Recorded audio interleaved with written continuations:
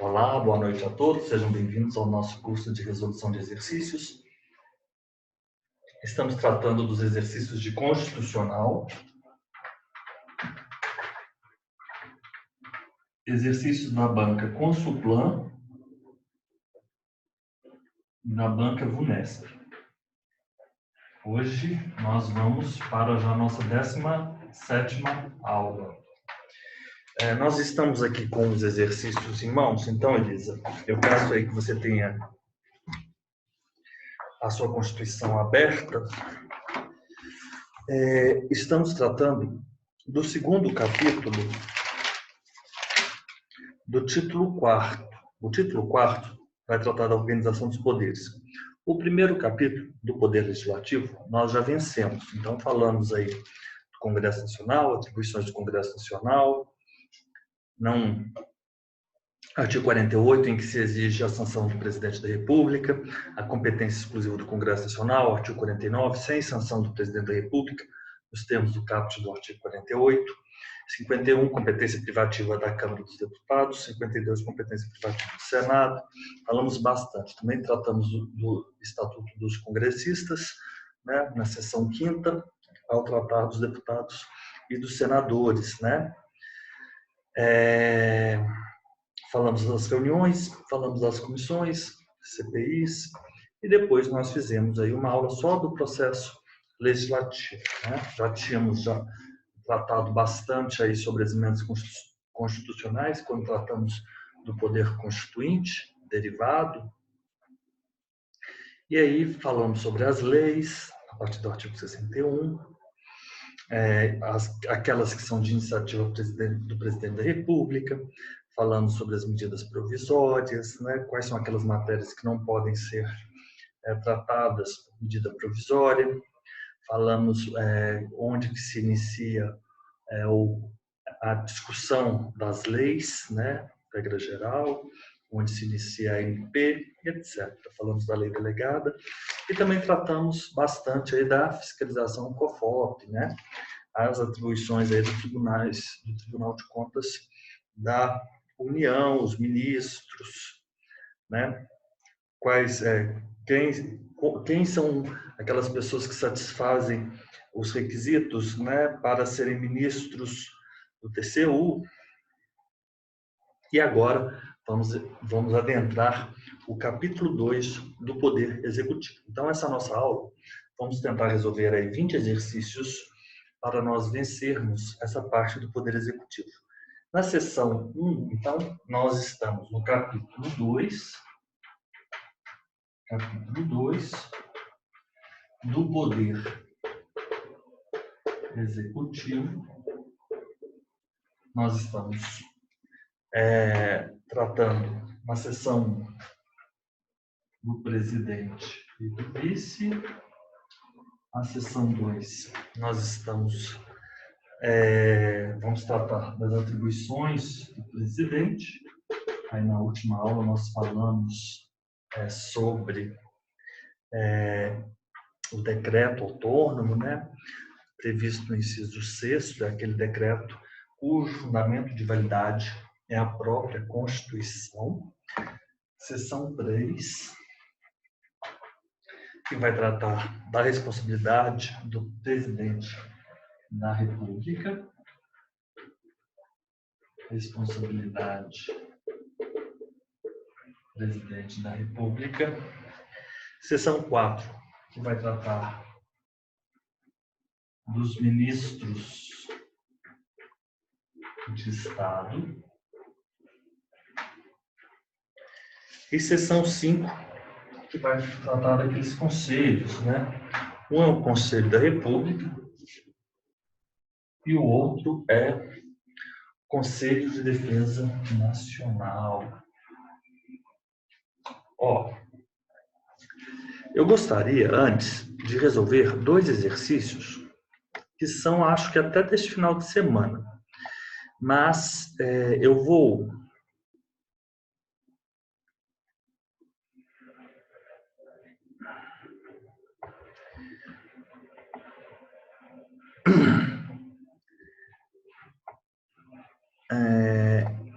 são esses Eu vou até compartilhar com você aqui, Elisa. Ele não tem no material, mas não se preocupe. Nós vamos resolvê-lo aqui no quadro, tá bom? Eles foram incluídos este final de semana, correto? Eles são recentíssimos. Ó, primeiro exercício, a Prefeitura de Campinas. A VUNESP elaborou essa prova aí para auditor fiscal tributário. E ele pede para assinalar a alternativa que está em consonância com o regramento constitucional estabelecido para os crimes do presidente, de responsabilidade do presidente da República.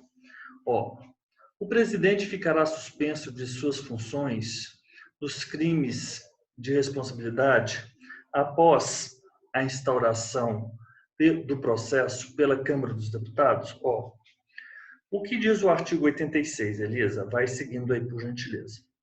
Foi admitida a acusação contra o presidente da República por 2/3 da Câmara dos Deputados. Ele será submetido a julgamento perante o STF nas infrações penais comuns ou perante o Senado Federal nos crimes de responsabilidade. Então, tanto em um caso, infrações penais comuns, como no outro, crimes de responsabilidade, é imprescindível ser admitida a acusação contra o presidente da República por 2/3 da Câmara dos Deputados. E nós já vimos isso, porque uma das competências privativas da Câmara dos Deputados, nos termos do artigo 51, inciso 1, instaurar, autorizar, por 2/3 de seus membros, a instauração de processo contra o presidente e o vice-presidente e os ministros de Estado.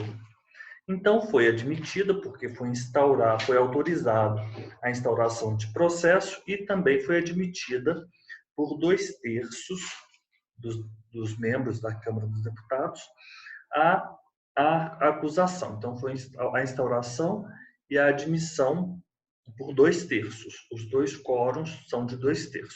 Os quórums, tanto da admissão quanto da...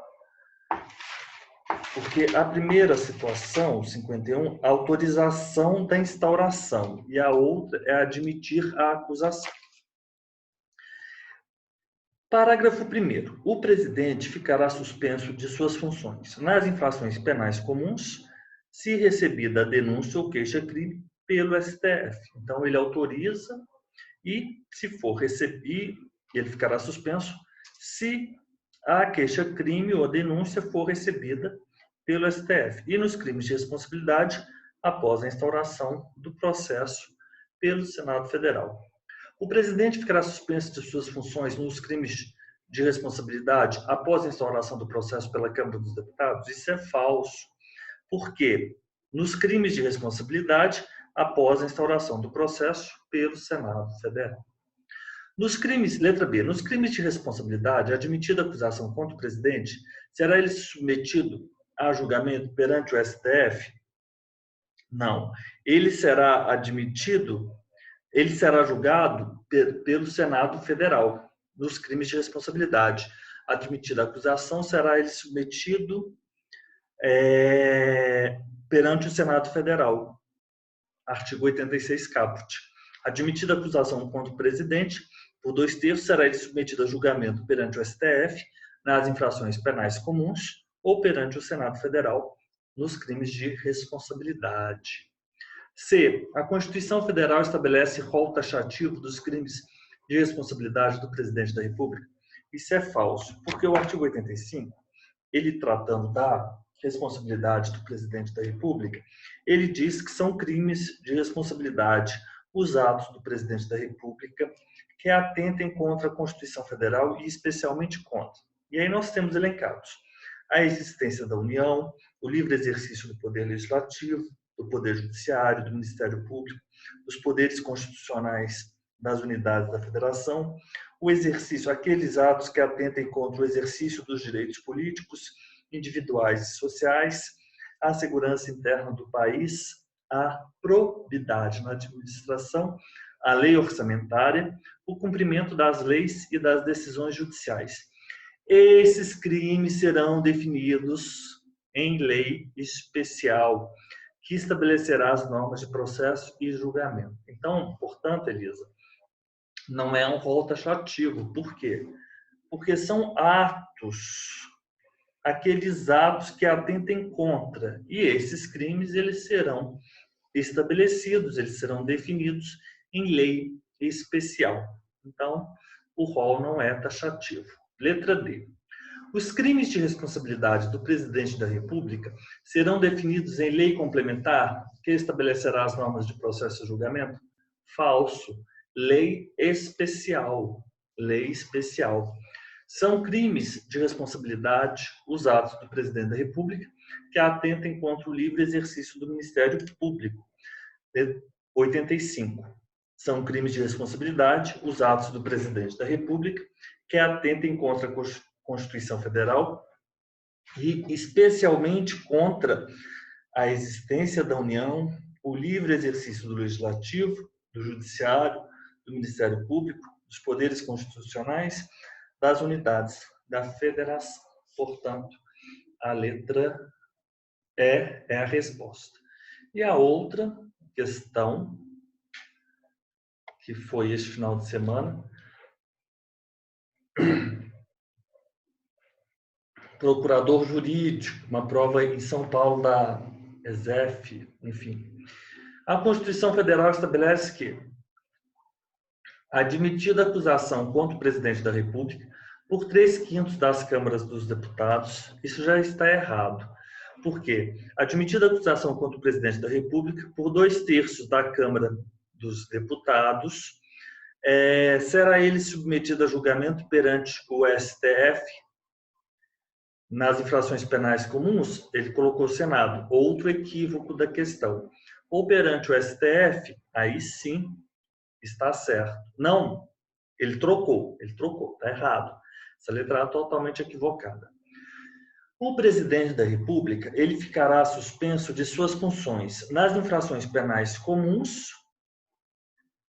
se recebida denúncia ou queixa-crime pelo STF. E nos crimes de responsabilidade, após a instauração do processo, pelo Senado Federal. Falso, ele coloca que o presidente ficará suspenso das funções nos crimes de responsabilidade, após a instauração do processo pelo STF. Isso é falso. Letra C. Decorrido o prazo de 120 dias, se o julgamento não estiver concluído, cessará o afastamento do presidente da República, sem prejuízo do prosseguimento do processo.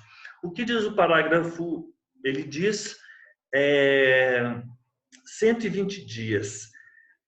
Se decorrido o prazo de 180 dias o julgamento não estiver concluído, cessará o afastamento do presidente, sem prejuízo do regular prosseguimento do processo. Então, não é 120 dias, é 180 dias. O presidente da República ficará suspenso de suas funções nas infrações penais comuns, se recebida a denúncia ou a queixa-crime pelo Senado Federal. Não, nós vimos isso. Nas infrações penais comuns, se recebida a denúncia ou queixa-crime pelo STF. Enquanto não sobrevier a sentença condenatória nas infrações comuns, o presidente da República não estará sujeito à prisão. Enquanto não sobrevier sentença condenatória nas infrações comuns, o presidente da República não estará sujeito à prisão. Parágrafo 3º do artigo 85. Então, Elisa, de fato, essa é a resposta, é a letra E. Esses dois exercícios não estavam na lista que eu passei. E vamos agora continuar com a nossa lista de exercícios. Na nossa 17ª aula. A respeito da Lei 1079, assinale a alternativa correta. Elisa, essa lei é uma lei muito importante porque ela define os crimes de responsabilidade e regula o respectivo processo e julgamento, correto? E a 8429, que é a Lei de Improbidade Administrativa, aqui nós temos menção a ela, você se lembra? ela dispõe sobre as sanções que são aplicáveis aos agentes públicos nos casos de enriquecimento ilícito, o exercício de mandato, cargo, emprego ou função, a administração pública direta e indireta ou fundacional e dá outras providências. Então, vamos aqui para a nossa lei. Eu vou abrir aqui a lei e você pode buscá-la no Vademecum também, para nós irmos acompanhando as disposições pertinentes. Nós vamos conciliar as disposições da Constituição e as disposições da Lei 10.079 de 1950, né? Às vezes as pessoas acham, né, que essa lei não está mais, mas eu estou com ela aqui. Então, vamos lá. Eu vou até compartilhar, caso você queira ir acompanhando na tela do computador. Ó, compartilhei aqui com você a nossa lei. Ela vai definir os crimes de responsabilidade e regular o respectivo processo de julgamento. Então, ela vai ter uma primeira parte. Parte primeira, vamos lá. Prevê apenas crimes de responsabilidade praticados pelo presidente, vice-presidente e ministro de Estado. Isso é falso, ó. São crimes de responsabilidade os crimes que essa lei especifica.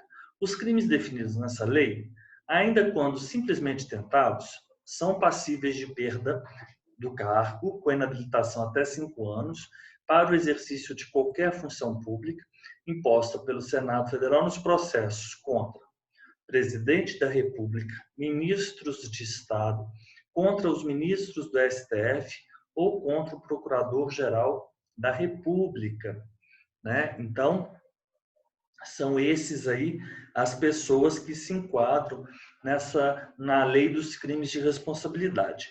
Prevê como perda do cargo, bem como inabilitação para exercício da função pública eletiva apenas, não, para o exercício de qualquer função pública. Isso aí diz o artigo 2º. Os crimes são passíveis de pena de perda do cargo com inabilitação de até 5 anos para o exercício de qualquer função pública, e não apenas os eletivos. Prevê como crime de responsabilidade de ministro de Estado o não comparecimento injustificado ao Senado ou à Câmara dos Deputados ou qualquer de suas comissões, quando convocado pessoalmente a dar informação sobre assunto previamente determinado. Então, a gente tem visto aí o Sérgio Moro, ele está sempre ali sendo, né, comparecendo, né, o Guedes também. E por quê?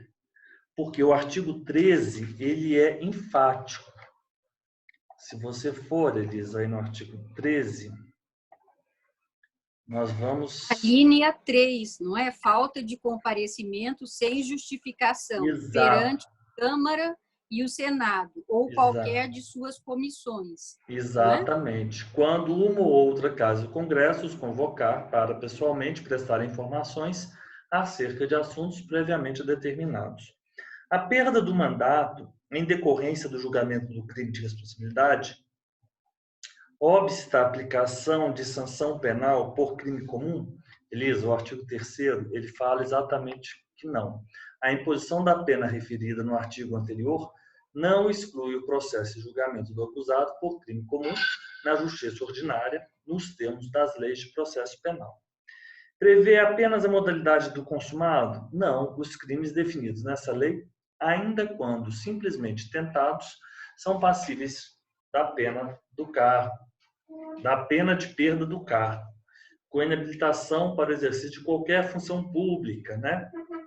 Nos processos contra presidente, ministro, ministros do STF ou PGR. Então, ok. 2. Considere o seguinte caso hipotético. Um determinado órgão público municipal foi criado por meio da legislação municipal. Então, eu vou aqui parar de compartilhar e nós voltamos. Considere o seguinte caso hipotético. Um determinado órgão público municipal foi criado por meio da legislação municipal, tendo a sua estruturação e as atribuições reguladas por decreto municipal do prefeito X. Após 5 anos de sua criação, já na gestão do prefeito Y, esse decide extinguir o órgão por meio de decreto municipal, passando as suas atribuições a outro órgão público municipal. É correto afirmar que, pelo princípio da simetria, nós vamos adotar o artigo 84, inciso 6º da Constituição, para nós solucionarmos esse caso hipotético. Compete privativamente ao presidente da República, compete privativamente ao chefe do Executivo, na esfera da União, né, a esfera federal.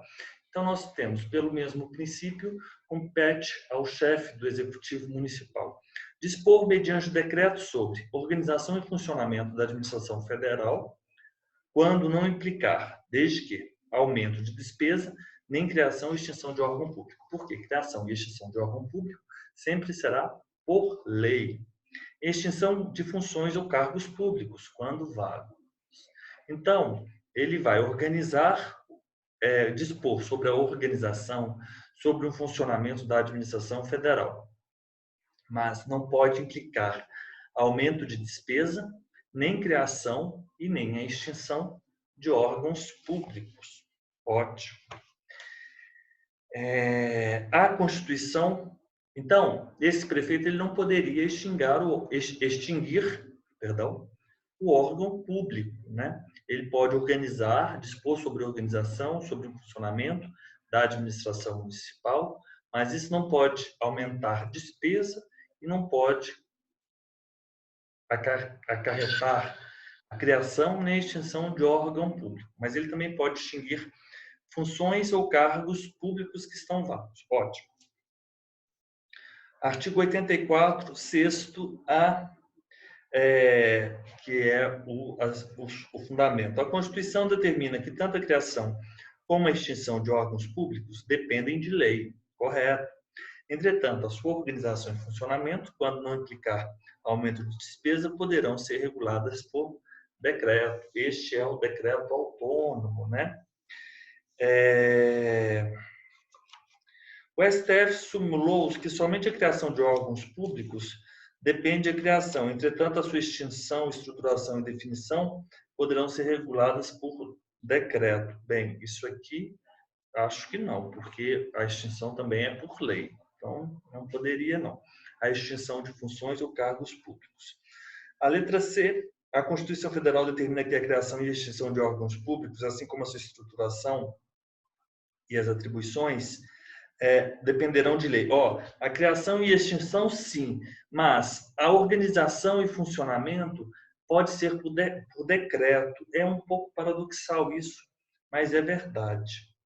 Letra D, a letra C também não encontra amparo na Constituição. Letra D, a Constituição Federal determina que a criação e extinção de órgãos públicos poderão ser viabilizados por decreto. Isso é falso. O STJ simulou que somente a criação de órgãos públicos depende de legislação específica. Entretanto, a sua extinção, estruturação e definição poderão ser reguladas por decreto. Não. A extinção sempre por lei. A extinção de órgão público. Deixa eu ver se eu vejo alguma súmula nesse sentido aqui.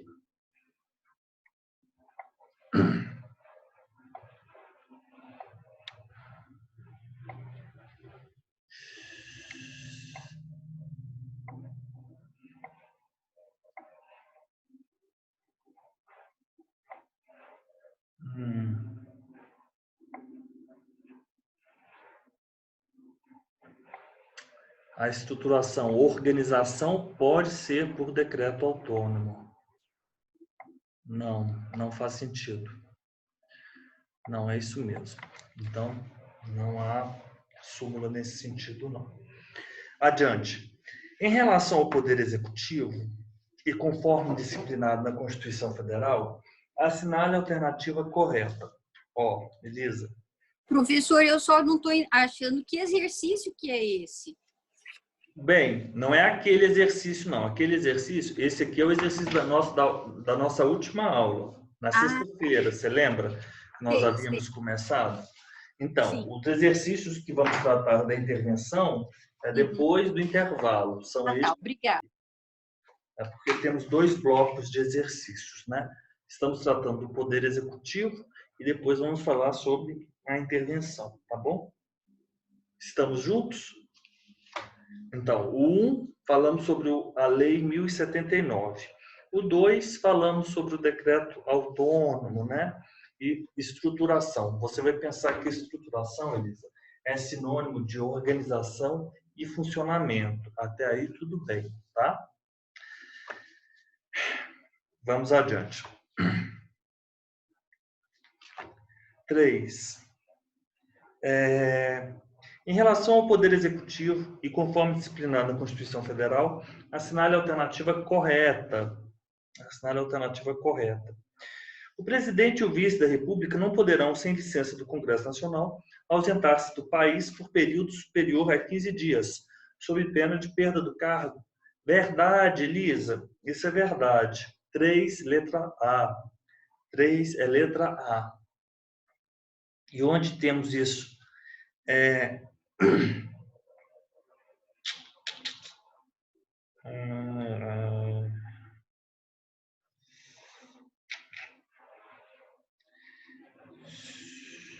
no artigo 83, não é, professor? Ok, perfeito, Elisa. O presidente e o vice-presidente da República não poderão, sem licença do Congresso Nacional, ausentar-se do país por período superior a 15 dias, sob pena de perda do cargo. Perfeito, Elisa. É isso mesmo, sob pena de perda do cargo. Perfeito. É o artigo 83. Obrigado. Vagando os cargos de presidente e vice-presidente da República, deverá ser convocada nova eleição 60 dias depois de aberta a última vaga. Vamos lá. 81. Vagando os cargos de presidente e vice-presidente da República, 81, Elisa, far-se a eleição 90 dias depois de aberta a última vaga. Essa é uma regra, porque nós temos ainda uma outra regra. Ocorrendo a vacância nos últimos 2 anos, ou seja, essa regra é a regra quando a vacância ocorre antes de 2 anos. Vagando os cargos de presidente e vice-presidente da República, far-se-á a eleição 90 dias depois de aberta a última vaga. Ótimo. Mas e se a vacância ocorre nos últimos 2 anos do período presidencial, a eleição para ambos os cargos será feita 30 dias depois da última vaga pelo Congresso Nacional na forma da lei. Em qualquer dos casos, os eleitos deverão completar apenas o período de seus antecessores, né? Então, ótimo. Letra 60 dias? Não, é 90 dias ou então 30 dias. Ponto. Naquelas 2 situações. Estamos juntos? C. Ocorrendo a vacância nos últimos 3 anos do período presidencial, pode ocorrer sim, ocorre. É a vacância na primeira parte. A eleição para ambos os cargos será feita em 45 dias depois da última vaga? Falso. 90 dias vagando. Aí você vai aplicar o caput do artigo 81. Vagando os cargos de presidente e vice-presidente, far-se a eleição 90 dias depois de aberta a última vaga. A última vaga. Deixa-me aqui só mandar um link aqui para a Fernanda, que ela falou que ela só viria... Deixa-me...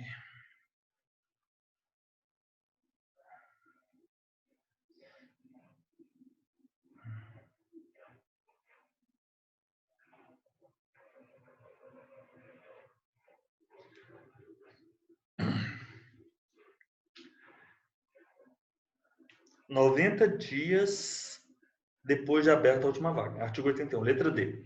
Em quaisquer dos casos ou situações de vacância, os eleitos deverão cumprir mais 4 anos de mandato? Falso. Em qualquer dos casos, os eleitos deverão completar o período de seus antecessores. Simples assim.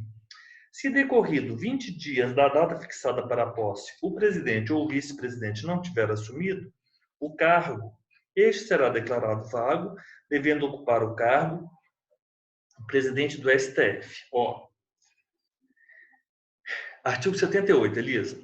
O presidente e o vice-presidente tomarão posse em sessão do Congresso Nacional, prestando o compromisso de manter, defender e cumprir a Constituição, observar as leis, promover o bem geral do povo brasileiro, sustentar a união, a integridade e a independência do Brasil. Se decorridos 10 dias da data fixada para a posse, o presidente ou vice-presidente, salvo motivo de força maior, não tiver assumido o cargo, este será declarado vago. Então, não são 15 dias, são 10 dias. 78, parágrafo único. Professor, então, se fosse agora o caso do Tancredo Neves, que ficou 10 dias sem poder assumir, haveria convocação de nova eleição, né? Não, se decorridos 10 dias da data fixada para a posse, o presidente ou o vice, mas o vice é o presidente e o vice. Ele, o presidente, não assumiu, então quem assume é o vice. Salvo motivo de força maior, a não ser que ele tenha ficado quanto tempo doente. Mas quem assume é o vice. Agora, se o mas é o vice, mas e o 81 caput? Vagando os cargos de presidente e vice-presidente, far-se eleição. Tem que vagar os dois. São ambos. Entendi. Nesse caso, se o vice assume, fica sem vice. Sabia? Uhum. Fica sem vice. O Sarney não era vice do Tancredo? Era. E a eleição dele não foi a primeira? Como, professor? Como? A eleição dele, ele faleceu em que ano? Ele faleceu em 21 de abril de 1985. 85. Então, nós não tínhamos essa Constituição ainda. Não, era anterior. Eram outras regras, não era? Eram outras regras. Então... É por isso que eu perguntei se a Constituição fosse essa, se iria ter eleição. Mas não é eleição, porque tem que vagar os dois. Ambos, né?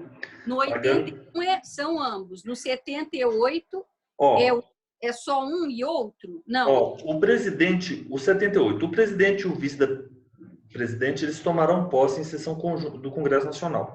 Ok. Se decorridos fixados para a posse, o presidente ou o vice, se o presidente não assume, ou o vice-presidente também não assume, aí é diferente. Aí você teria aquela hipótese, né, de novas eleições, né, logo no início, se ambos não assumirem. Agora, se o presidente não assume, e o presidente e o vice assume, aí o declarado vago, o do presidente. Aí o vice passa a ser o presidente. Concorda? Agora, o presidente assume, o vice não. Aí é vago o vice-presidente e fica vago o do vice-presidente. A hipótese dessa primeira se resolve dessa forma. Agora, se forem ambos, aí 2 anos antes, aí você tem uma nova eleição, 90 dias depois de aberta a última vaga, né? E se forem 2 anos após, aí você tem 30 dias. Professor, e sabe o que eu queria perguntar? Naquele caso do impeachment, que o ministro Lewandowski, ele aplicou só uma parte do artigo para Dilma e não aplicou a outra parte. O senhor sabe qual é o artigo? Que eu tenho medo desse artigo cair? Elisa, eu não vou saber te responder. Eu só sei que houve um acordo político que, embora ela tivesse ocorrido o crime, isso ficou acertado. A Dilma, ela não ficou inelegível pelo prazo de 8 anos. Então, exatamente. É o que fala da inelegibilidade. Inelegibilidade. Embora ela tenha incorrido em crime de responsabilidade, que é um juízo político, até mesmo porque o Tribunal de Contas disse que não havia que se falar em pedaladas fiscais nessa situação. Eu vou ser muito franco, essa questão específica dos fundamentos jurídicos que eles adotaram, eu só posso lhe dizer que, de fato, restou assentado que ela nunca cometeu nenhum crime. Mas esse é um juízo político, não é um juízo Sim, jurídico. Né? Uhum. Então,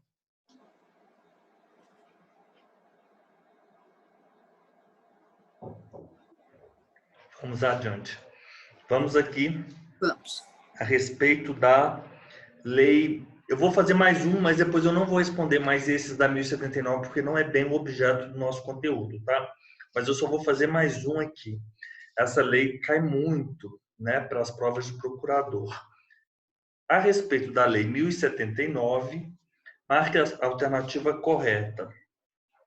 Elisa, a denúncia contra o presidente da República somente poderá ser recebida enquanto o denunciado não tiver, por qualquer motivo, deixado definitivamente o cargo. Elisa, se você vier aqui no artigo 15, deixa eu compartilhar aqui com você. Ixi, onde estamos? Espera aí, deixa eu abrir a lei aqui. A lei 1079. Compartilhar. Compartilhei aqui com você. Artigo 15, vamos lá. Artigo 15. A denúncia só poderá ser recebida enquanto o denunciado não tiver, por qualquer motivo, deixado definitivamente o cargo. Então, a denúncia contra o presidente da República somente poderá ser recebida enquanto o denunciado não tiver, por qualquer motivo, deixado definitivamente o cargo. Letra B. A denúncia formulada, então essa é a letra A, está correta, com fundamento no artigo 15. Letra B. A denúncia Professor, só uma pergunta. Essa lei não se aplica a vice-presidente, né? Só a presidente. Bem, é a presidente, aqui. Ministro de Estado, ministro do STF. Exato. E Procurador-Geral da República, porque isso pode ser uma pegadinha, né? Pois é. Se você for lá para o artigo 2º ou 3º, presidente, ministros do STF e PGR. Infelizmente temos isso, né? Não sei se eu poderia utilizar dessa lei, né, de uma forma extensiva ao vice-presidente. Aí já temos questões aí de uma problemática penal, processual penal, né? 16. A denúncia formulada contra o presidente deverá ser escrita e assinada, não se exigindo conduto, firma reconhecida. Contudo, firma reconhecida. O 16. A denúncia assinada pelo denunciante e com firma reconhecida deve ser acompanhada dos documentos que a comprovem ou da declaração de impossibilidade de apresentá-los, com a indicação do local onde possam ser encontrados. Nos crimes de que haja prova testemunhal, a denúncia deverá conter o rol das testemunhas, em número de 5 no mínimo, né? Então, o artigo 16, ela faz com que a letra B esteja incorreta. Na fase de admissibilidade da denúncia pela Câmara dos Deputados, o presidente da República, sob pena de revelia, deverá participar presencialmente de todas as sessões de oitivas de testemunhas. Não faz o menor sentido isso, né? A gente já poderia, pela lógica, já ver que isso não faz sentido. O artigo 22, ele diz o seguinte: encerrada a discussão do parecer, vamos ver aqui,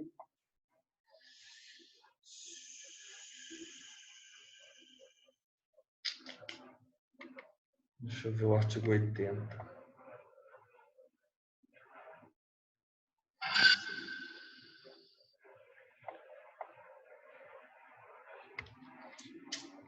Essa aqui não está essa aqui está falso.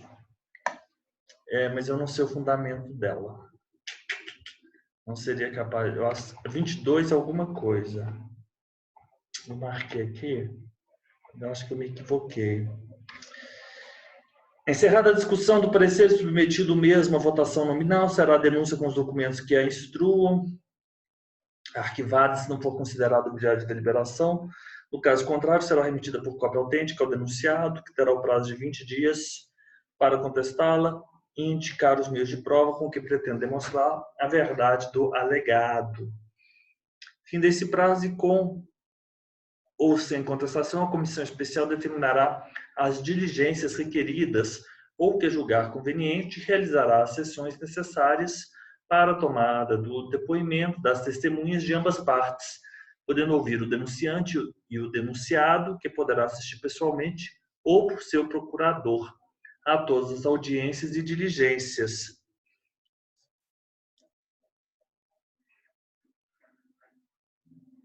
Professor, no meu vademecum está escrito que esse artigo 22 não foi, a segunda parte do caput não foi, no caso contrário, não foi recepcionada pela Constituição, a partir de no caso contrário.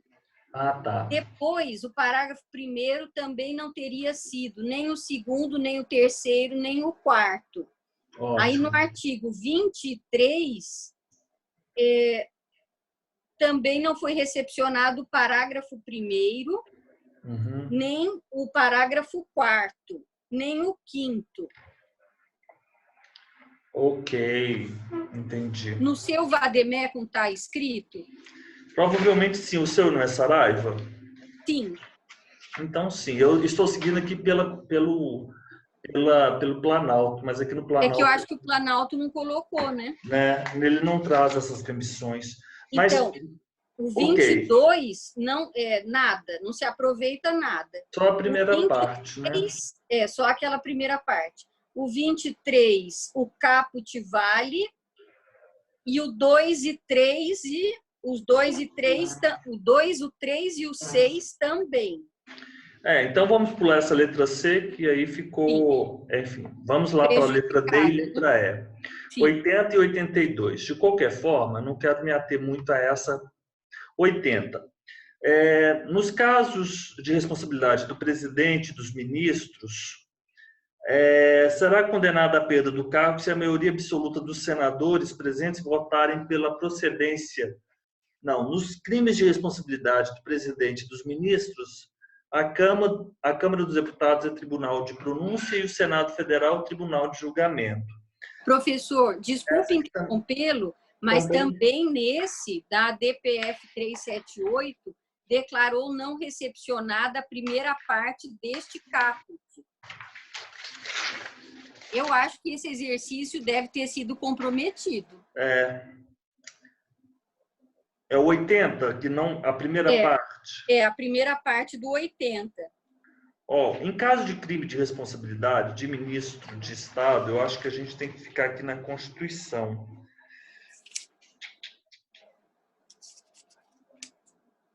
Sim, em caso de crime de responsabilidade.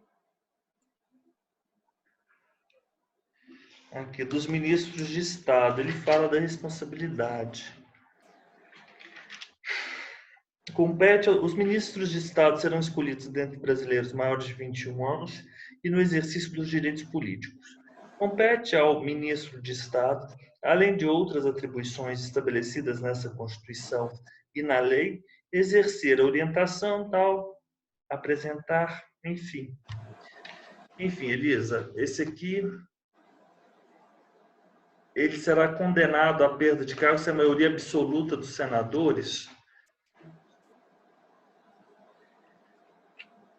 Aí, professor, eu acho que é no título 2 do processo e julgamento. Não, eu acho que aqui é 82, é 81, 80, parágrafo único. O Senado Federal, não.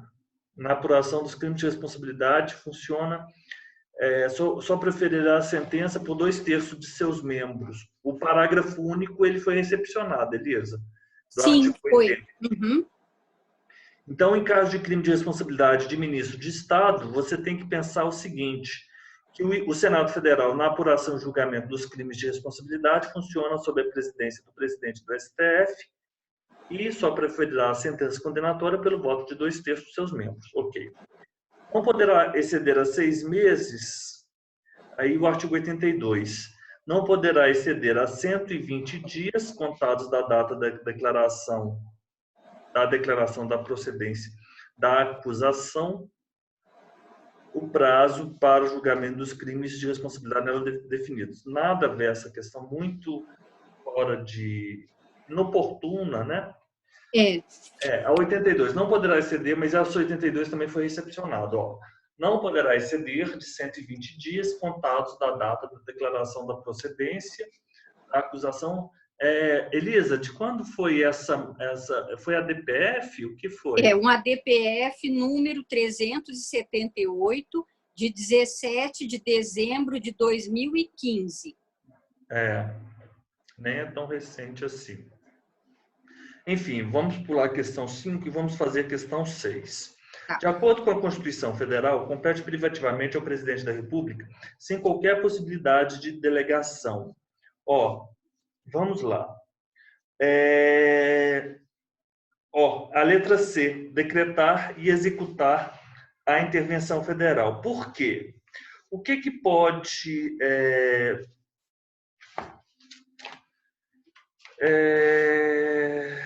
Vamos lá ver.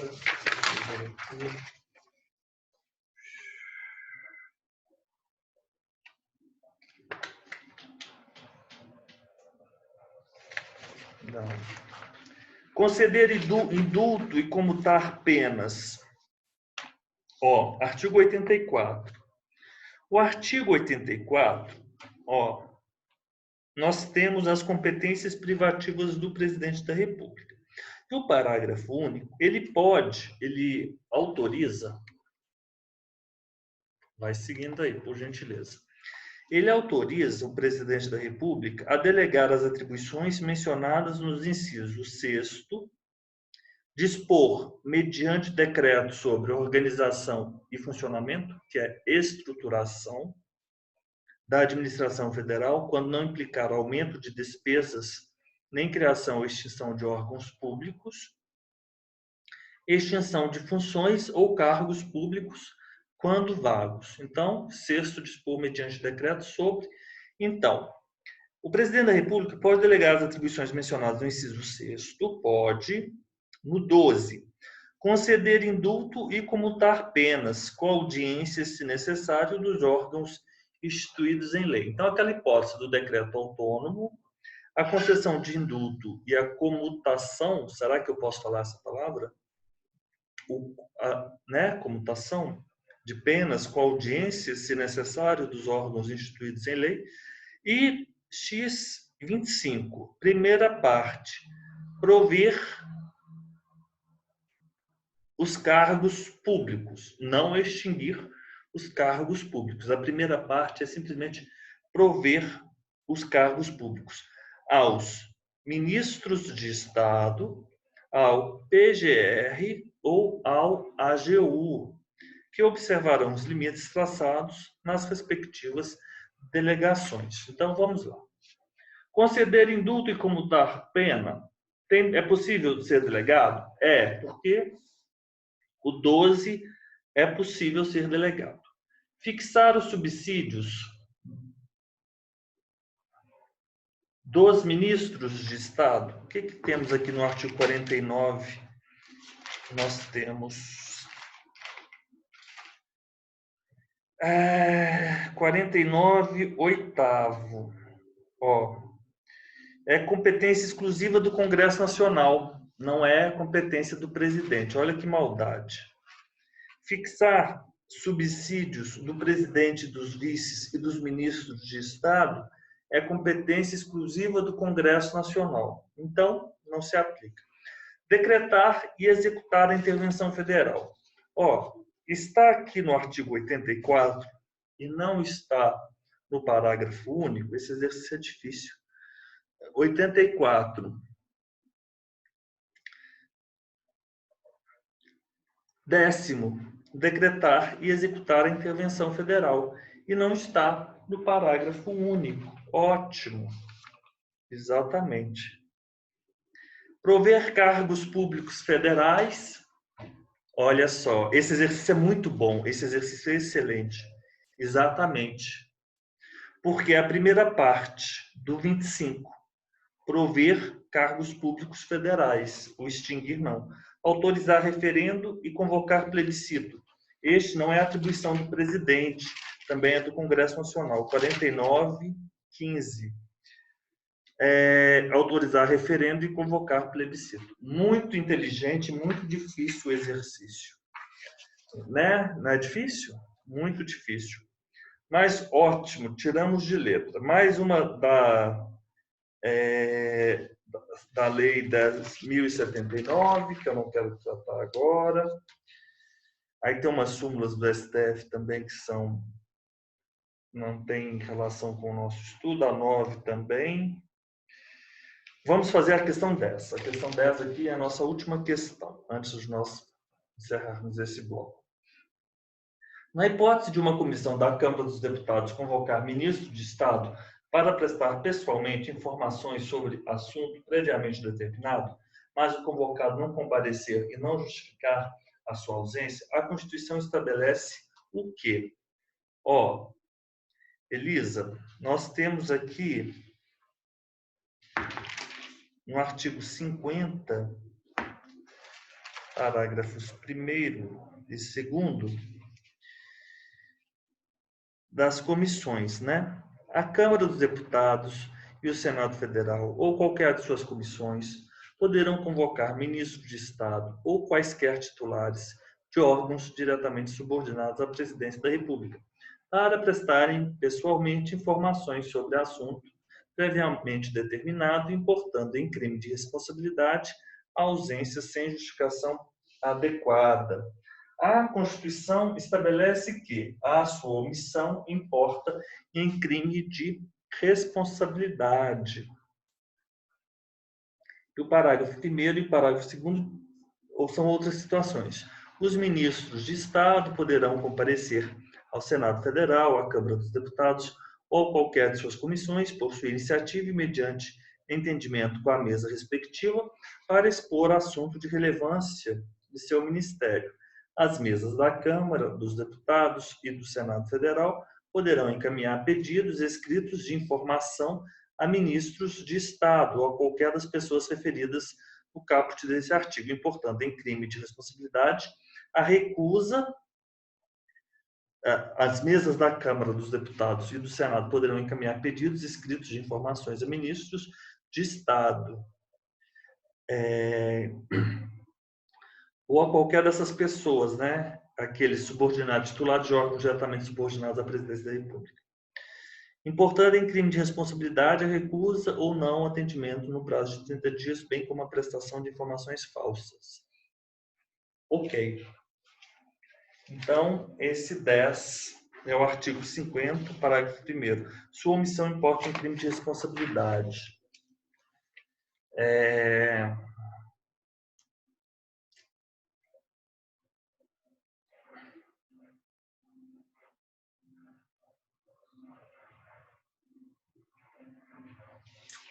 Elisa, vamos fazer o nosso intervalo e a gente volta para a nossa segunda parte da aula daqui a pouco, tá? Para os nossos exercícios. Elisa, agora você viu que nós tínhamos aí, nós tratamos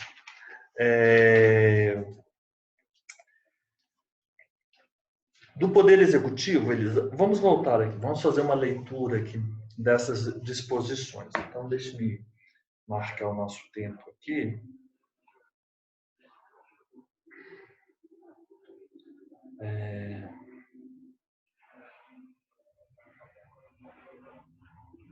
Vamos fazer uma leitura juntos dos artigos. O Poder Executivo, então, ele é exercido por quem, Elisa? Pelo presidente e ministros.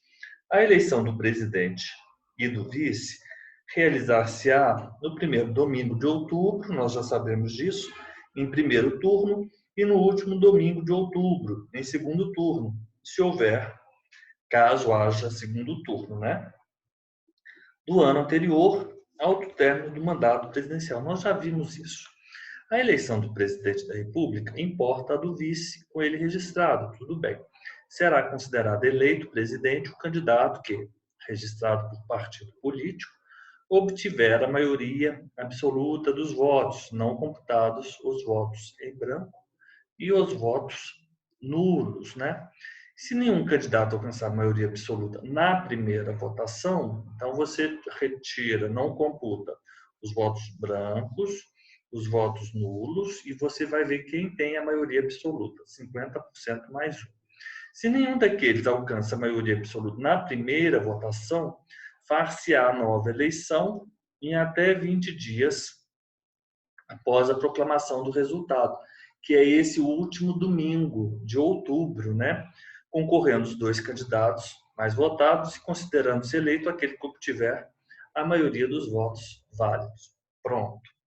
Se antes de realizado o segundo turno ocorre, a gente já fez um exercício com esse artigo, houve morte, desistência ou impedimento legal de candidato, convocar-se-á dentre os remanescentes o de maior votação. Nós já vimos isso. Isso se aplica pelo princípio de simetria aos governadores e aos prefeitos também. Se na hipótese dos parágrafos anteriores remanecer em segundo lugar mais de um candidato com a mesma votação, qualificar-se-á o mais idoso. Os 78 nós vimos, né, que o presidente e o vice, eles tomam posse em sessão do Congresso Nacional e eles prestam compromisso. Se 10 dias da data fixada para a posse, ambos, o presidente ou o vice, não, aqui não é ambos, não, aqui ou é um ou é outro. Salvo não tiver assumido o cargo, este será declarado vago. Agora, se ambos também não assumem e ambos são declarados vagos, Elisa, nós temos aquela hipótese dos 2 anos anteriores os 2 primeiros anos, né? Os 2 primeiros anos, que seria o caput do artigo 80. Vamos lá. 79. Substituir o presidente no caso de impedimento e suceder-lhe-á no de vaga o vice-presidente. Então, ele vai ser substituído se houver impedimento. E será sucedido, né, na hipótese de vaga. O presidente, além de outras atribuições que lhe forem conferidas por lei complementar, auxilia o presidente sempre que por ele convocado para missões especiais. Em caso de impedimento do presidente e do vice ou vacância dos respectivos cargos, aí nós temos essa regra aqui, impedimento de um e de outro, ambos, né? Ou vacância dos respectivos cargos, serão sucessivamente chamados ao exercício da presidência o presidente da Câmara dos Deputados, o do Senado Federal e o do STF. Então, outro dia teve uma prova aqui de cartório que caiu esse artigo 80. Primeiro será sucessivamente chamado no exercício da presidência o presidente da Câmara dos Deputados, primeiro é o da Câmara dos Deputados, depois o do Senado Federal e, por fim, o STF. Artigo 81. Vagando os cargos de presidente e vice-presidente, far-se a eleição 90 dias depois de aberta a última vaga, ocorrendo a vacância nos últimos 2 anos, a eleição para ambos será feita 30 dias pelo Congresso Nacional. Em qualquer dos casos, eleitos completam o período de seus antecessores. Tudo bem. O mandato é de 4 anos e terá início em 1º de janeiro do ano seguinte ao da eleição. O mandato do presidente é de 4 anos e terá início em 1º de janeiro. Tá? Tudo bem. O presidente e o vice da República não poderão, sem licença do Congresso, ausentar-se do país por período superior a 15 dias, sob pena de perda do cargo. Acho que aqui o artigo 80, em caso de impedimento do presidente e do vice ou vacância dos respectivos cargos, serão sucessivamente chamados ao exercício da presidência. Então, enquanto não se tem a eleição, quem será o presidente na hipótese de vacância dos cargos? É o presidente da Câmara, do Senado, do STF. Né? Tudo bem. Aí nós vimos as atribuições do presidente da República e o que nós temos que ter em mente é que o 6º, que é a hipótese do decreto autônomo. Estruturação da administração, desde que não criação e extinção, e nem aumento de despesa, extinção de funções ou cargos quando vagos. Essa hipótese. Conceder indulto e comutar penas, com audiência, se necessário, dos órgãos instituídos em lei. E a primeira parte do 25, prover os cargos públicos nessas três situações, o que pode ocorrer? O presidente pode delegar as atribuições mencionadas nos incisos, né, aos ministros de Estado, ao PGR ou ao AGU, que observarão os limites. Aí nós temos aqui os crimes de responsabilidade, né? Não é um rol taxativo, nós vimos isso, e nós vimos que, nos termos da competência privativa da Câmara dos Deputados, né, o 51, ele está em consonância com o artigo 86, né? Admitida a acusação contra o presidente da República, por 2/3 da Câmara dos Deputados, ele será submetido a julgamento perante o STF, se tratar de infrações penais comuns, ou então perante o Senado, dos crimes de responsabilidade. E quem conduz esse julgamento do Senado é o presidente do STF, né? Isso nós sabemos. Aí nós temos aquela lei, que é uma lei esdrúxula, né? Aquela lei, eu acho estranha, mas alguma coisa a gente aproveita daquela lei ali. Você não acha estranha aquela lei? É de outro sistema, né? O presidente fica suspenso das suas funções. Em se tratando das infrações penais comuns, se recebida denúncia ou queixa-crime pelo STF. Se tratar de crime de responsabilidade, após a instauração do processo no Senado. Então, nós vimos isso. O prazo de 180 dias, em que, se o julgamento não estiver concluído, cessa-se o afastamento. Enquanto não sobrevier a sentença condenatória nas infrações comuns, o presidente não estará sujeito à prisão e o presidente da República, na vigência do seu mandato, não pode ser responsabilizado por atos estranhos ao exercício de suas funções. Agora, esse Conselho da República e o Conselho da Defesa Nacional é que eu queria apontar aqui, vamos fazer um quadro comparativo dele, né, Elisa? Porque esse é importante que nós saibamos, né? Vamos fazer um quadro comparativo desses...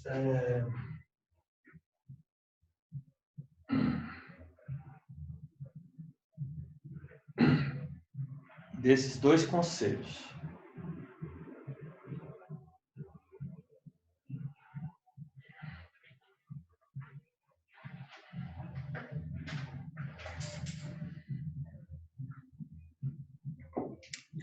Eu só vou fazer um quadro aqui.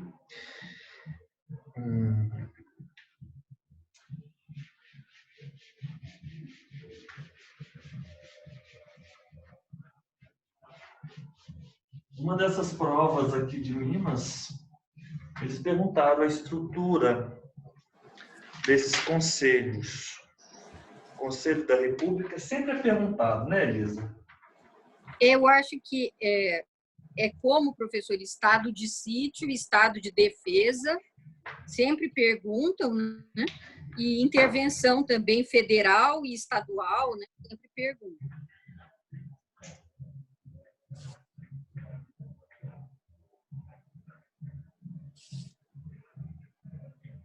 Então, Elisa, vou pedir para você ter em mãos aí uma folha A4 para nós fazermos aqui um comparativo.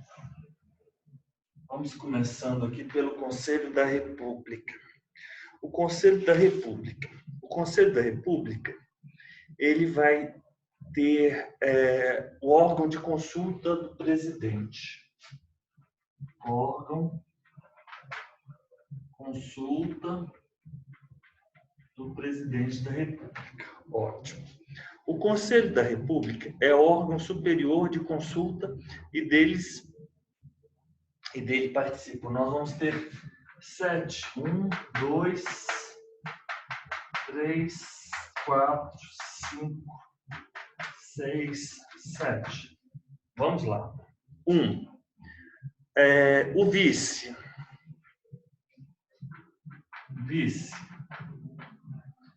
Vice-presidente. O presidente da Câmara, o presidente do Senado. Presidente Câmara e o presidente do Senado.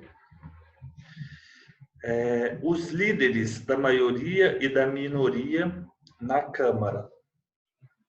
Líderes, maioria, minoria na Câmara. 5.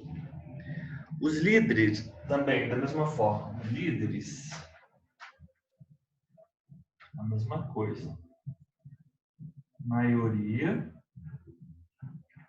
minoria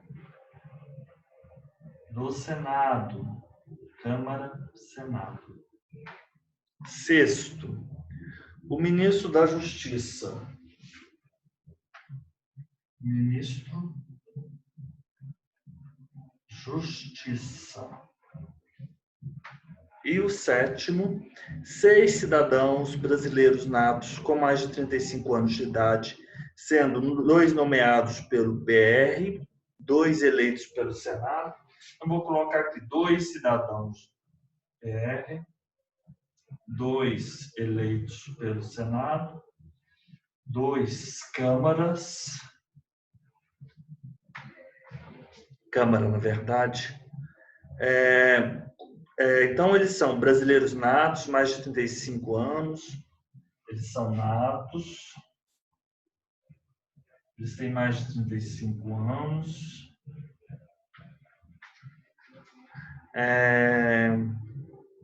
e mandato de 3 anos vedada a recondução. 3 anos não pode ter recondução. Então é isso. O Conselho da República ele é órgão de consulta superior do presidente e ele será composto pelo vice-presidente, pelo presidente da Câmara, pelo presidente do Senado, pelos líderes da maioria e da minoria da Câmara, líderes da maioria e minoria do Senado, até aí eu contei 7. 7 mais ministro da Justiça, 8.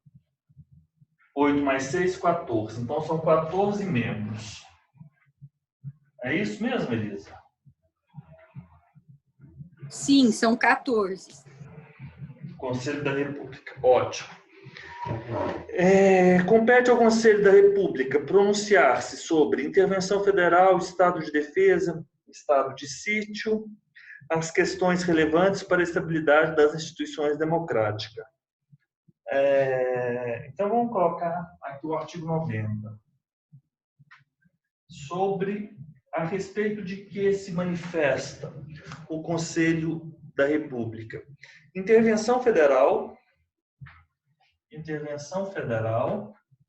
estado de defesa, estado de sítio. Intervenção federal, estado de defesa, estado de sítio. Questões relevantes para a estabilidade das instituições. Questões de estabilidade. Ótimo. Vamos ver o que diz. O presidente pode convocar ministro de Estado para participar da reunião do Conselho quando constar da pauta questão relacionada ao respectivo ministério. Ótimo. A lei regulará a organização e funcionamento do Conselho da República. Então, PR pode convocar ministro e lei ela vai regulará a organização e funcionamento. Regulará organização e funcionamento do Conselho da República. Então é isso. Isso também, Elisa, sempre cai nas provas orais. 89.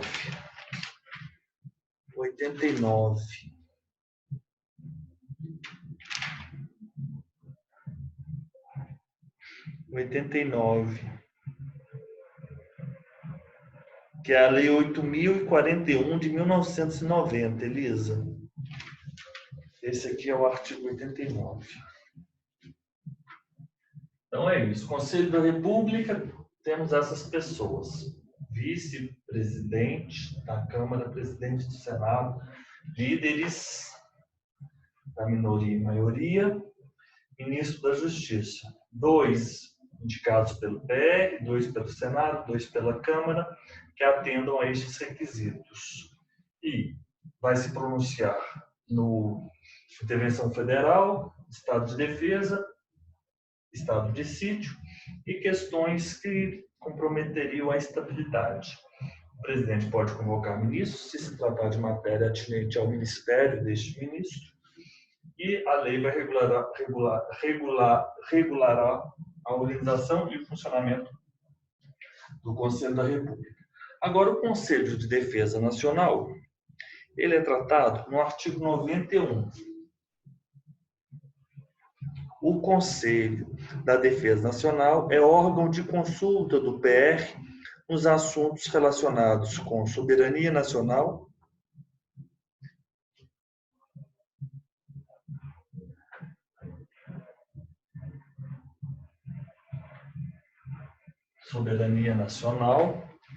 e, se é Conselho de Defesa Nacional, é soberania nacional e defesa do Estado Democrático.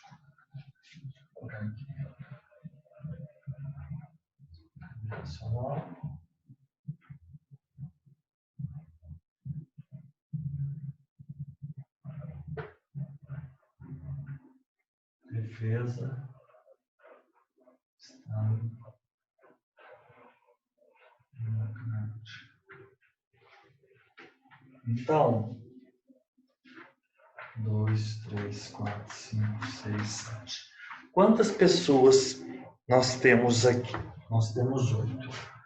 1, 2, 3, 4, 5, 6, 7, 8. Vamos lá. Vice-presidente da República, o vice-presidente da República, presidente da Câmara, presidente do Senado. Então, até aqui estamos juntos. Presidente de Câmara, presidente do Senado, ministro da Justiça, aqui também. Até aqui a mesma coisa, ministro da Justiça. Agora parece que vai ser diferente. Vários outros ministros. O ministro de Estado da Defesa, ministro de Estado da Defesa, o ministro das Relações Exteriores, o seu amigo, Elisa.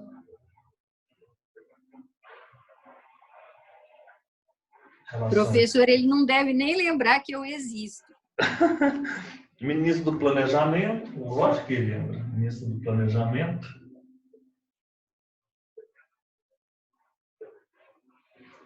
Ministro do Planejamento.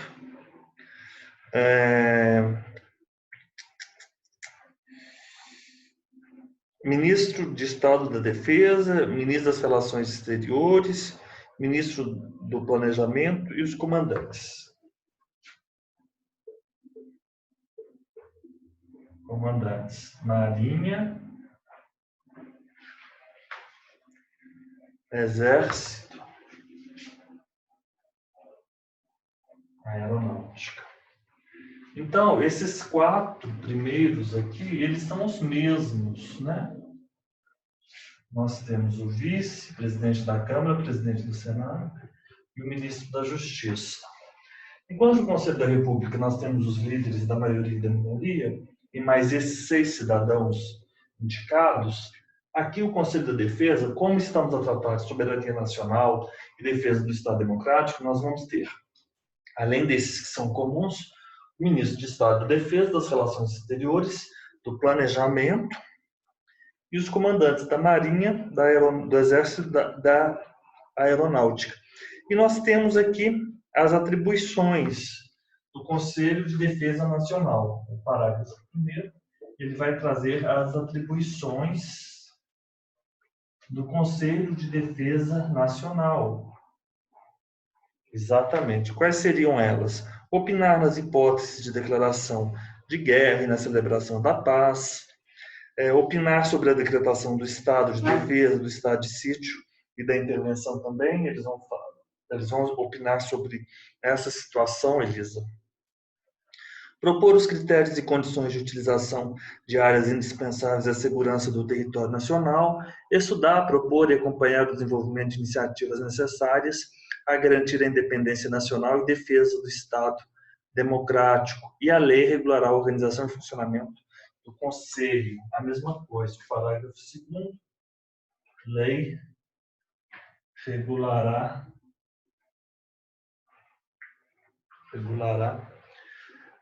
organização e funcionamento do Conselho de Defesa Nacional. Organização e funcionamento do Conselho de Defesa Nacional.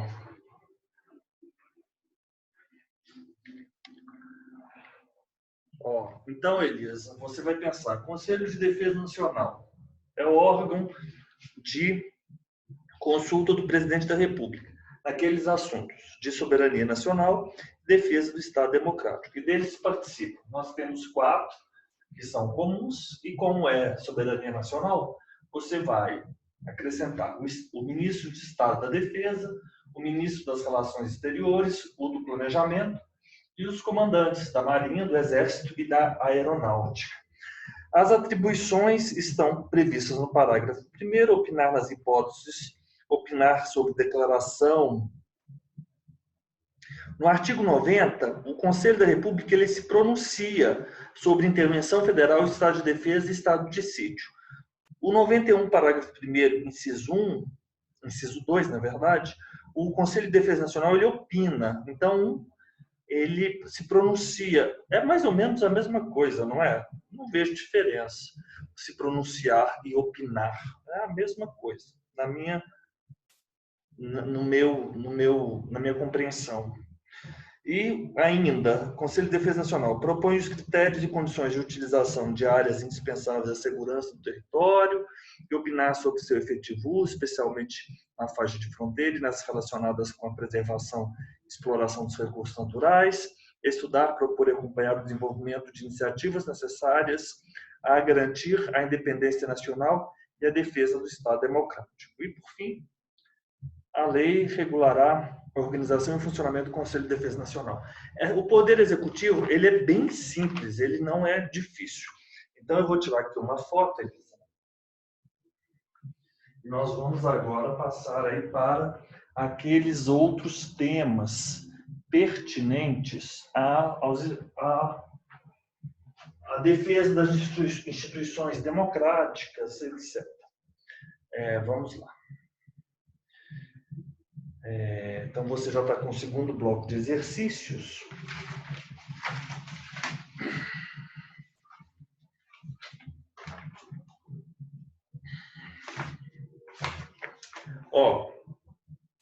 O primeiro exercício ele não é bem sobre isso, não, mas ele fala sobre o artigo 144, Elisa. Esse artigo ele é muito importante porque ele teve algumas alterações agora.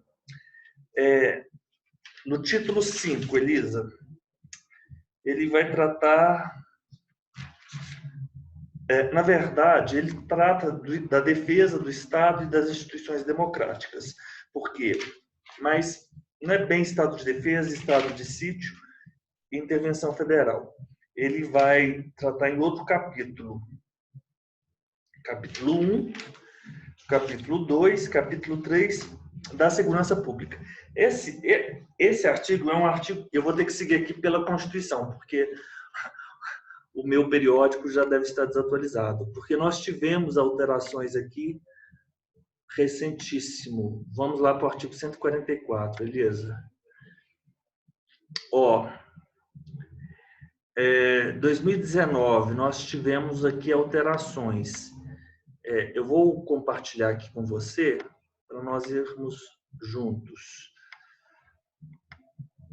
Share. Aqui. A segurança você pode acompanhar aí pelo seu, se já estiver atualizado. Deixe-me ver se o meu já está atualizado. É o sexto. Não, o meu está desatualizado. 144. Olha a minha do segundo semestre de 2019. Tá. A segurança pública, dever do Estado, direito e responsabilidade de todos, é exercida para a preservação da ordem pública e da incolumidade das pessoas e do patrimônio através dos seguintes órgãos. Quais seriam estes órgãos? Até aí tudo bem, não mudou nada. Polícia Federal, Polícia Rodoviária Federal, Polícia Ferroviária Federal, Polícias Civis, Polícias Militares e os corpos de bombeiros militares, Polícias Penais Federal, Estadual e Distrital. Então é isso. Eu vou aqui apagar os nossos dois conselhos e vamos aqui elencar essas figuras que constam, né,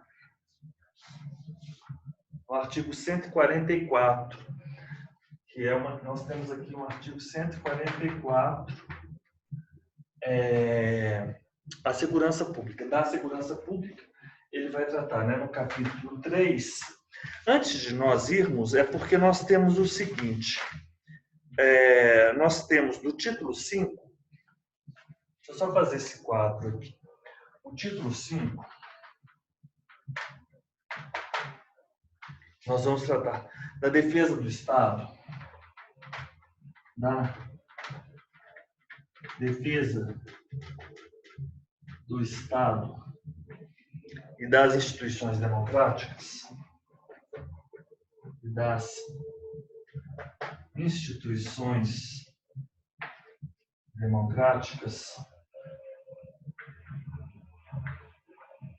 da defesa do Estado e das instituições democráticas, nós vamos ter um capítulo 1. Esse capítulo 1 ele vai tratar de quê?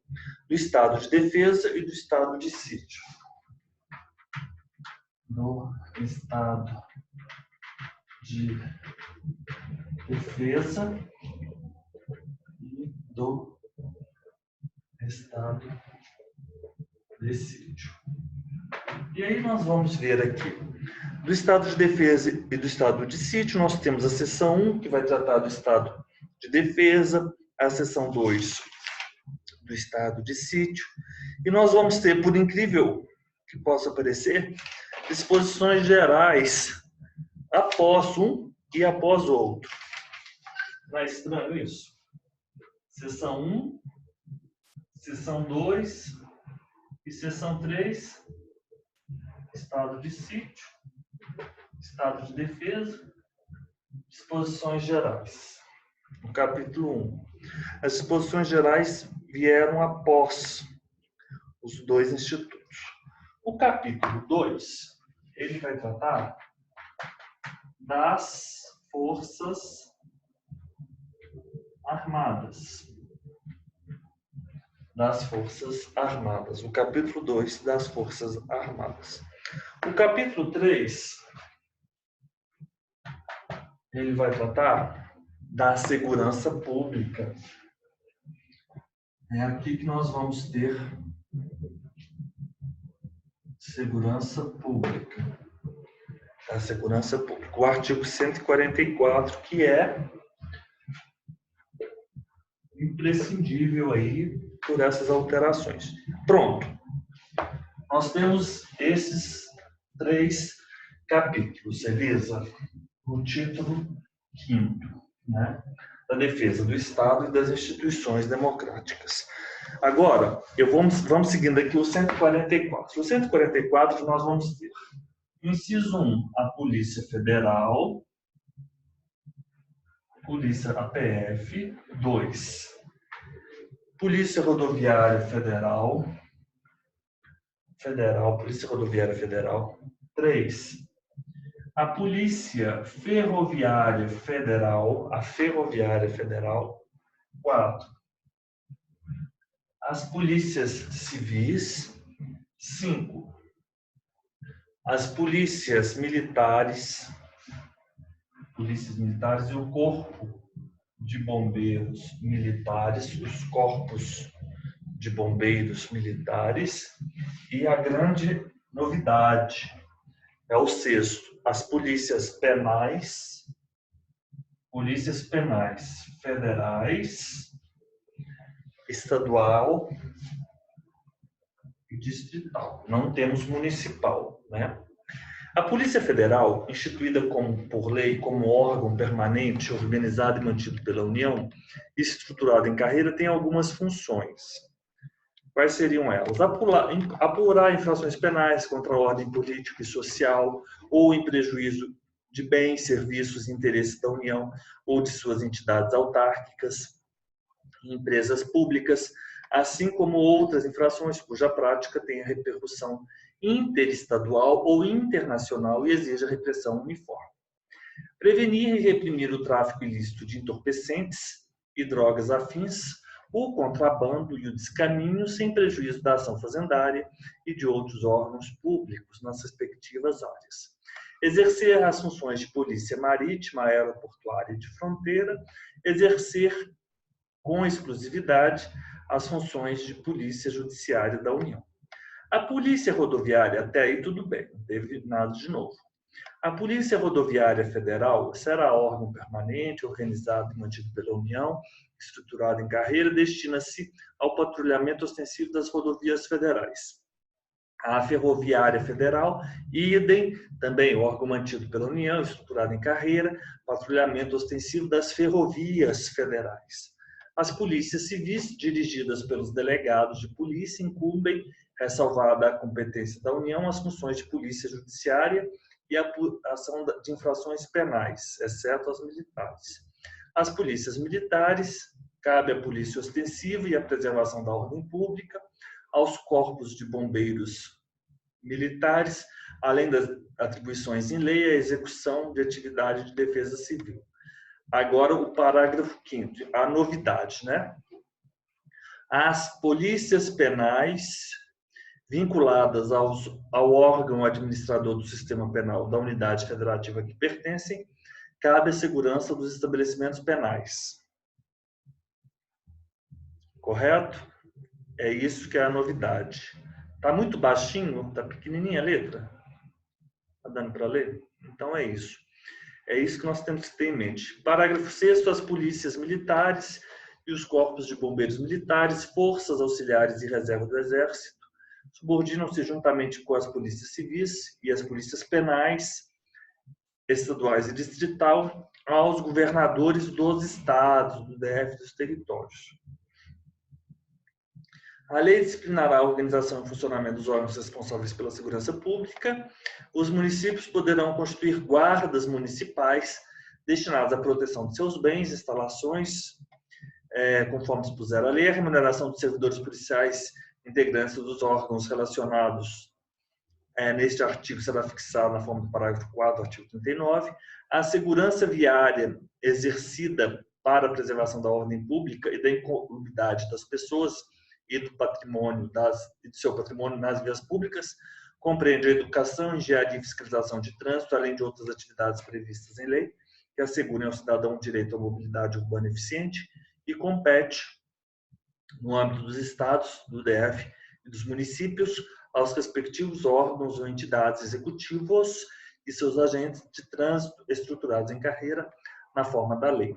Então, o que nós temos aqui de novidade é a questão de nós termos em 2019, a emenda constitucional número 104, as polícias penais, né, que são vinculadas ao órgão administrador do sistema penal da unidade federativa que pertencem, cabe à segurança dos estabelecimentos penais, né?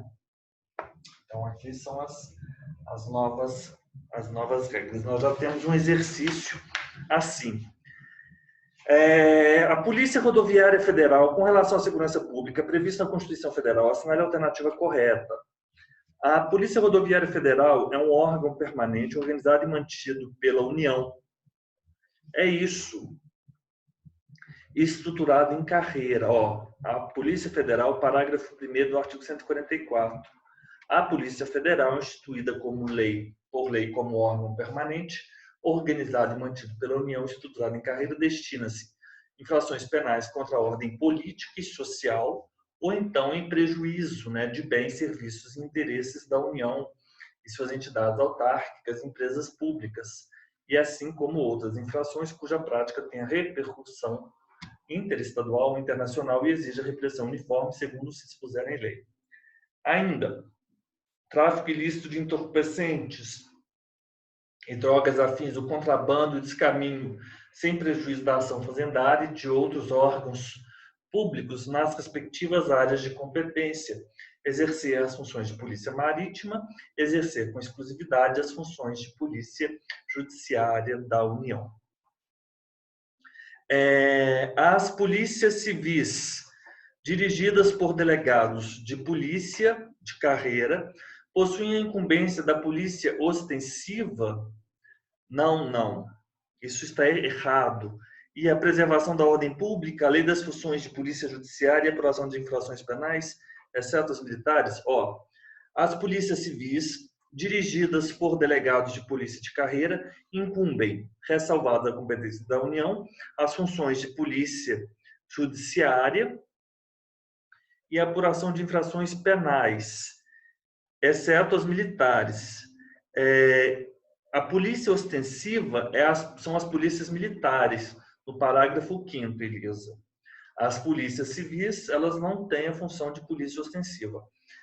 As polícias militares cabem à polícia ostensiva e à preservação da ordem pública. Então, essa incumbência aqui é da polícia militar, né? A polícia civil, dirigida por delegados de polícia de carreira, incumbem, ressalvada a competência da União, as funções de polícia judiciária e apuração de infrações penais, exceto as militares.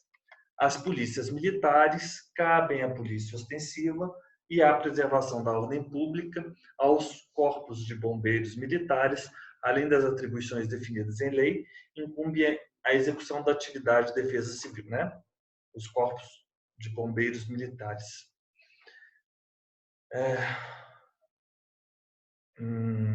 Adiante. Os municípios poderão constituir guardas municipais destinados à proteção de bens, serviços e instalações pertencentes à União, Estados e municípios? Não. Olha só, o parágrafo 8 ele diz que os municípios poderão constituir guardas municipais destinadas à proteção de seus bens, serviços e instalações, conforme dispuser a lei. Professor, já é a resposta do próximo teste. Oi? Já é a resposta da próxima questão, da questão 2, que é igual. Ah, tá, é questão letra E. A gente já está fazendo duas. Olha só, as duas foram agora em 2019, mas prefeituras diferentes. As polícias militares possuem a incumbência de polícia ostensiva e a preservação da ordem pública? Sim, verdade, letra E. 2. Segundo o texto expresso, os municípios poderão constituir guardas municipais destinadas, conforme dispuser a lei. As guardas municipais é que elas se prestam à proteção de seus bens, serviços e instalações, conforme dispuser a lei. A polícia militar, você tem em mente que é polícia ostensiva e preservação da ordem pública. E polícia civil, elas têm as funções de polícia judiciária e apuração das infrações penais, exceto as militares, né? E as polícias penais, que é a novidade, vinculadas ao órgão administrador do sistema penal da unidade federativa a que pertencem, cabe a segurança dos estabelecimentos penais. Vamos para a questão 3. Vamos aqui para a questão 3. Nós temos, é fácil, né? Depois que nós temos aqui a letra da Constituição, fica fácil. Suponha que o presidente da República, depois de ouvir o Conselho da República, o Conselho da República está do lado esquerdo, o Conselho de Defesa Nacional é o outro. Ele ouviu ambos, na verdade. Depois de ouvir o Conselho da República e o Conselho de Defesa Nacional, ele decretou o estado de defesa para estabelecer a paz social ameaçada por grave e iminente instabilidade institucional no local X. Nesse caso, é correto dizer. Aí, Elisa, você tem que vir aqui no estado de defesa, nos termos do artigo 136. Vamos lá ver o que o presidente pode ou não, né? O que ele está autorizado ou não. Ó, o presidente da República, nos termos do artigo 136, ao tratar, né, o artigo 136, ele trata do estado de defesa. Então, ele diz que o presidente da República ele pode, ouvidos os conselhos, o Conselho da República, o Conselho de Defesa Nacional, decretar o estado de defesa para preservar ou prontamente restabelecer, em locais restritos e determinados, a ordem pública ou a paz social, ameaçadas por grave e iminente instabilidade institucional ou atingidas por calamidades de grandes proporções na natureza. Então, preservar ou prontamente restabelecer em locais restritos e determinados a ordem pública, a paz social, ameaçadas por grave e iminente instabilidade institucional ou atingidas por calamidades de grandes proporções na natureza. O decreto que institui o estado de defesa determinará o tempo de sua duração, especificará as áreas a serem abrangidas e indicará nos termos e limites da lei as medidas coercitivas, entre elas restrições a reuniões, sigilo de correspondência, sigilo das comunicações, ocupação e uso temporário de bens e serviços públicos, na hipótese de calamidade pública, respondendo à União pelos danos e custos decorrentes.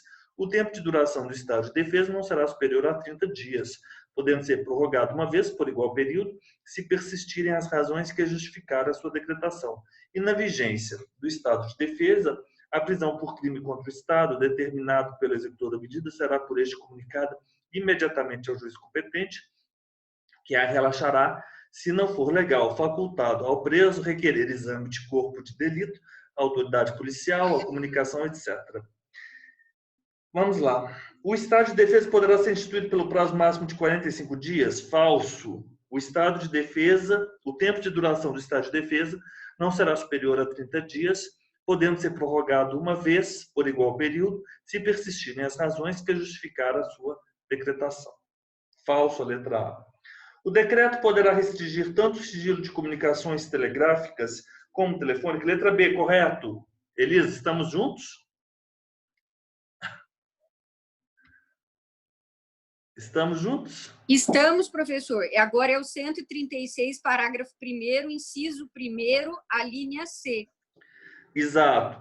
Restrições além dessas. Reunião, aos direitos de reunião, ainda que exercida no seio das associações, sigilo de correspondência, sigilo de comunicação telegráfica e telefônica. Ótimo. Restrições a esses comunicação telegráfica com telefônicas. Ok. O decreto que instituir o estado de defesa poderá se dar por prazo indeterminado em caso de grave violação da ordem pública. Parágrafo 1º do 136. O decreto que instituir o estado de defesa determinará o tempo de sua duração, especificará as áreas a serem abrangidas e indicará as medidas coercitivas a vigorar. Ponto. Letra C, equivocada. Na vigência do estado de defesa, a prisão ou a detenção de qualquer pessoa não poderá ser superior a 30 dias, salvo quando autorizada pelo Poder Judiciário. Na vigência do estado de defesa, a prisão, inciso 3º, parágrafo 3º, inciso 3, na verdade. A prisão ou a detenção de qualquer pessoa não poderá ser superior a 10 dias, salvo quando autorizada pelo Poder Judiciário. Sim. É vedada a incomunicabilidade do preso, a comunicação será acompanhada de declaração pela autoridade do estado físico e mental do detido no momento de sua autuação, e a prisão por crime contra o Estado, determinado pelo executor, será pelo executor comunicado imediatamente ao juiz competente, que a relaxará, se não for legal, facultado ao preso requerer exame de corpo de delito à autoridade policial.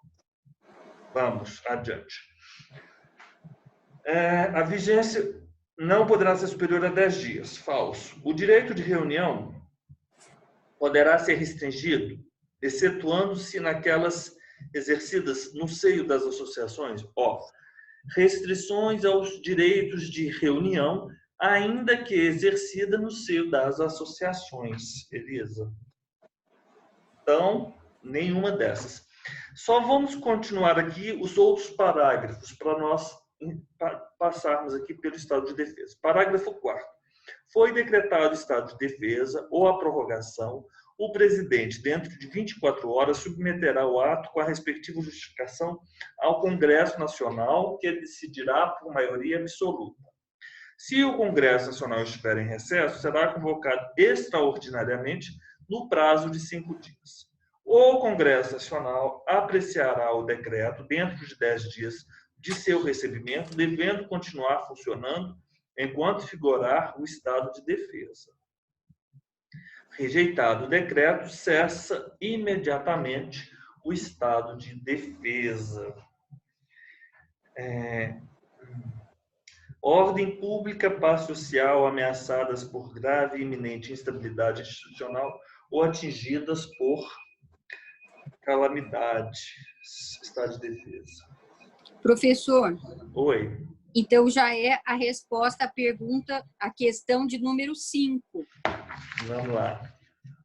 Ó, o presidente da República, depois de ouvido, provimento aqui de São Paulo.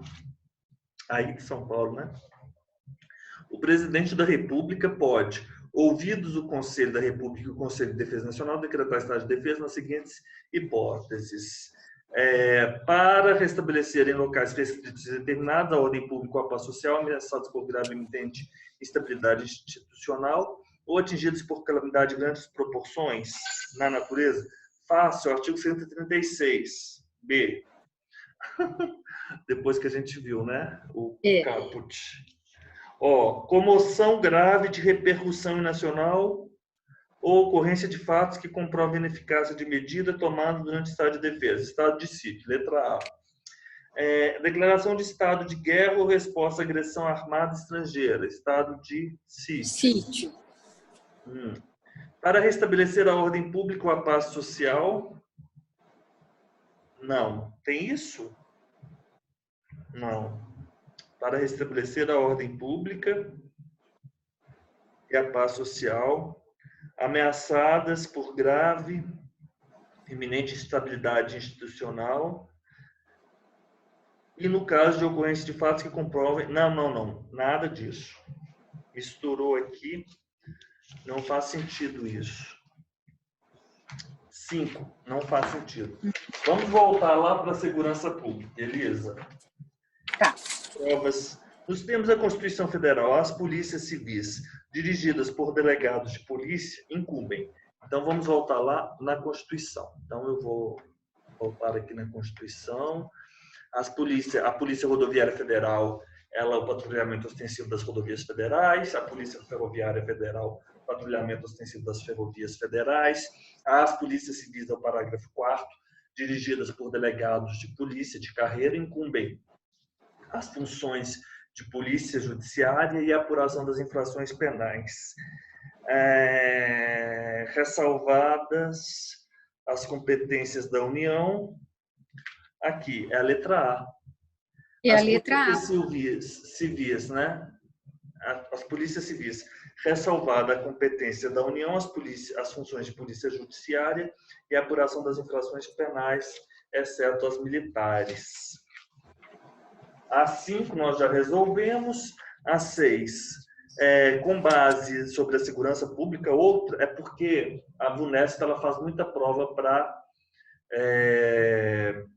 delegado de polícia, né? Para investigador de polícia. Mas aqui, vamos lá. As polícias civis, letra C, a questão 6.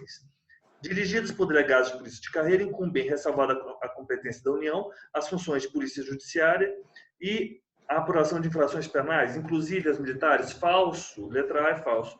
É competência concorrente das polícias federal as funções de polícia judiciária da União? Não. Ressalvada a competência da União. A letra B é equivocada. C. Os servidores policiais serão remunerados exclusivamente por subsídio fixado em parcela única. A letra D está equivocada, porque os municípios poderão constituir, não fala prazo. Compete à Polícia Civil exercer com exclusividade? A Polícia Civil, não. Então, é a letra C por porque esse é a polícia a Polícia Federal, né? A Polícia Federal, ela é a Polícia Judiciária da União. Então eu vou de letra C, porque a letra C por exclusão, né? Mas é uma pergunta muito específica para os servidores policiais remunerados exclusivamente por subsídio, fixado em parcela única. É aquela regra lá do 39 que ele se refere. É dado o acréscimo de qualquer gratificação, adicional, abono, prêmio, verbo de representação, outra espécie remuneratória. Ótimo. Vamos lá, só mais um aqui, tá? Não, vamos fazer o seguinte, vamos parar por agora, porque nós já passamos da nossa hora, você já deve estar cansada de me ouvir falando no seu ouvido. A gente continua amanhã, nós resolveremos mais alguns exercícios de estado de defesa, estado de sítio, e aí a gente já vai lá para os índios, da ordem social, e aí vamos ficar aí até sexta-feira resolvendo esses exercícios que são, assim, muito exigidos nessa parte final da Constituição. Professor, o senhor viu que índio, até agora no carnaval, não pode mais se fantasiar de índio, né? Que é apropriação cultural. O senhor viu isso? Que teve um bloco lá do Baixo Augusta. Nossa, eu fiquei chocada. Eu achei que não tivesse isso. Exatamente. Não pode. E por quê? Porque ser índio é engraçado? Não. Também estou pegando pesado, né? Eu vou parar aqui a gravação e eu quero te falar uma coisa muito interessante.